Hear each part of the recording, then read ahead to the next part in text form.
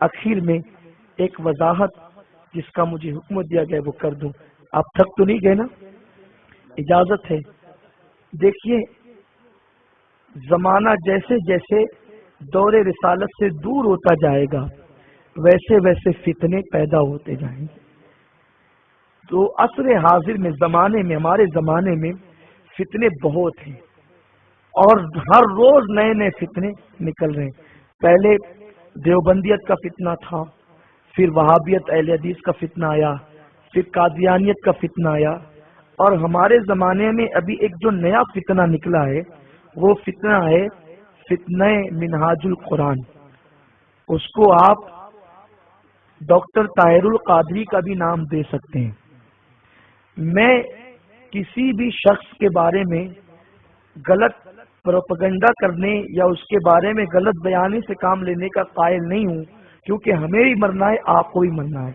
Doctor Tahir al-Qadri جب وہ بیان کرتے ہیں عظمت مصطفیٰ پر بہت اچھا بیان کرتے ہیں، مگر ان کے بیان کے ذریعے سے لوگوں کو وہ اپنی طرف مائل کرتے ہیں اور پھر ان کی کتابوں میں جو اہل سنت کے خلاف انہوں نے تحریریں لکھ رکھی ہے وہ لوگوں کو اس کا پابند بناتے ہیں. جیسے مثال کے طور پر شیعوں کا عقیدہ یہ ہے، اب آپ توجہ سے سنیں تاکہ طاہر القادری صاحب کے بارے میں آپ کو بات سمجھ میں آئے. سنجیدگی سے عرض کر رہا ہوں میں، آپ اس کو برا نہ مانیں، اور جو جھوٹ بولے اس پہ اللہ کی لعنت ہے. کسی بھی شخص کے بارے میں جھوٹ بات نہیں ہونی چاہیے. شیعوں کا عقیدہ یہ ہے کہ ماں عائشہ صدیقہ زانیہ تھی، وہ زنا کرتی تھی معاذ اللہ. شیعوں کا یہ عقیدہ ہے. آپ توجہ کریں، کس کو وہ زانیہ کہتے ہیں؟ ہمارے حضور کی سب سے چہیتی بیوی کو، اور اس عائشہ صدیقہ کو وہ زانیہ کہتے ہیں شیعہ، جس کی شان میں اللہ نے قرآن کی آیتیں نازل فرمائی. ایک بات. دوسری بات، شیعہ قرآن کو بیاض عثمانی کہتے ہیں. وہ شیعہ یہ کہتے ہیں کہ یہ جو قرآن ہے یہ عثمان کی ڈائری ہے اور یہ قرآن مکمل نہیں ہے، قرآن ادھورا ہے. تیسری چیز، شیعہ صدیق اکبر کو، فاروق اعظم کو، عثمان غنی کو، ان تینوں صحابہ کو کافر کہتے ہیں کہ یہ مسلمان نہیں تھے، کافر تھے. بلکہ شیعوں کا عقیدہ یہ ہے کہ حضور کے وصال کے بعد صرف 4 صحابی مسلمان تھے اور سارے صحابی کافر ہو گئے تھے معاذ اللہ، جس میں صدیق اکبر جیسے صحابی کو انہوں نے کافر کہا. یہ شیعوں کا عقیدہ. یہی نہیں، اور بھی بہت سے ان کے خرافات ہیں. ٹھیک ہے. دیوبندی حضرات کا عقیدہ یہ ہے کہ جتنا علم حضور کا ہے اتنا علم پاگلوں کو اور بچوں کو بھی ہوتا ہے. دیوبندیوں کا عقیدہ یہ ہے کہ حضور اپنی بیٹی فاطمہ کو بھی جہنم سے بچا نہیں سکتے. یہ عقیدے ان کے ہیں، یہ نظریات ان کے ہیں. اب طاہر القادری صاحب اپنی تقریر میں یہ بات کہہ چکے ہیں اور اپنی کتاب میں یہ بات لکھ چکے ہیں کہ شیعوں سے اور دیوبندیوں سے جو سنیوں کا اختلاف ہے وہ فروعی اختلاف ہے. فروعی اختلاف یعنی شیعہ سنی دیوبندیوں کا کوئی اختلاف نہیں. پروفیسر صاحب کہتے ہیں کہ میں شیعوں کے پیچھے اور دیوبندیوں کے پیچھے نماز پڑھنا صرف جائز ہی نہیں سمجھتا، بلکہ مجھے جب جب وقت ملتا ہے میں ان کے پیچھے نماز بھی پڑھتا ہوں.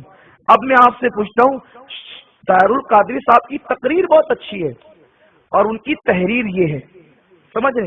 یعنی تقریر اور تحریر دونوں ایک دوسرے کے اپوز ہے، تضاد ہے دونوں میں. اب ان سے پوچھا جائے کہ وہ تقریر صحیح ہے یا تحریر صحیح ہے. اب آپ سے میں پوچھتا ہوں، دونوں میں سے کوئی ایک چیز صحیح ہو سکتی ہے.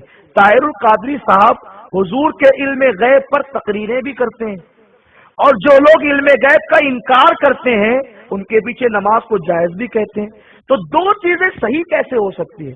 طاہر القادری صاحب جب حضور کی عظمت کی بات آتی ہے تو جھوٹ موٹ کے آنسو بھی بہاتے ہیں، اور جو لوگ حضور کے علم کو پاگل اور جانوروں سے تشبیہ دیتے ہیں ان کو حق بھی سمجھ رہے ہیں. ان کے اختلاف، فروعی اختلاف کا مطلب کیا؟ فروعی اختلاف کا مطلب یہ کہ جیسے دو عالم ہیں، ایک کہتے مائک میں نماز پڑھنا جائز ہے، کہتے ناجائز ہے. یہ فروعی اختلاف ہے. چین کی گھڑی، یہ فروعی اختلاف ہے. کوئی کہتا ہے جائز ہے، کوئی کہتا ہے ناجائز ہے. لیکن مائک پر نماز پڑھنے اور نہیں پڑھنے سے ایمان پہ کوئی فرق نہیں پڑتا. یہ فروعی اختلاف ہے. چین کی گھڑی پہننے اور نہیں پہننے سے یہ کوئی ایمان پہ فرق نہیں پڑتا. امام شافعی کہتے ہیں نماز میں رفع یدین کریں، امام اعظم کہتے ہیں نہ کرے. کوئی کرتا ہے تو کرے، शाफई होकर कोई नहीं करता है, हनफी होकर तो न करे, करने रफ़े यदैन करने और नहीं करने से ईमान पर कोई फर्क नहीं पड़ता। मगर ये क्या है कि माँ आयशा को जानी कहा जा रहा है, सिद्दीक अकबर को काफिर कहा जा रहा है, और उन लोगों के पीछे नमाज सही भी कही जा रही है। अब ये कैसे हो सकता है? हुजूर सल्लल्लाहु अलैहि वसल्लम से मोहब्बत की दलील क्या है? ताहिरुल कादरी साहब तो बहुत बड़े आलिम होने की बात करते हैं, बड़ी बड़ी किताबों के वो हवाले देते हैं। मैं तो एक फकीर आदमी हूँ, लेकिन मैं उनको मशवरा देता हूँ, क्योंकि वो भी अपने आप को कादरी कहते हैं, हम भी अल्हम्दुलिल्लाह कादरी हैं, हम उनको उनकी कादरियत का वास्ता देकर कहते हैं। मगर ये और बात है कि अल्हम्दुलिल्लाह हम दर वाले कादरी भी और घर वाले कादरी भी, इसलिए इसलिए हम उनको कहते हैं कि वो कादरियत को बदनाम न करें। हम उनको एक मशवरा देते हैं कि वो जरा सोचें, वो गौर करें कि हुजूर की मोहब्बत क्या है।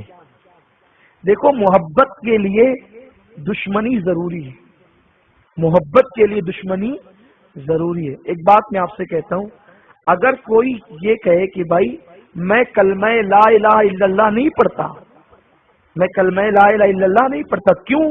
क्योंकि ला इलाहा में रद है, बुराई है। क्या बुराई है? ला इलाहा का मतलब क्या है? कि कोई माबूद नहीं, कोई, यानी जितने ये बन बैठे हैं ना, ये खुदा वो खुदा वो खुदा, जितने मज़ाहिब के खुदा है, इस्लाम क्या कहता है? कोई माबूद नहीं इल्लल्लाह, सिवाय अल्लाह के। यानी पहले रद्द करो, पहले बातिल का रद्द करो कि कोई माबूद नहीं है, सब झूठे, सच्चा खुदा और सच्चा माबूद अल्लाह है। तो पहले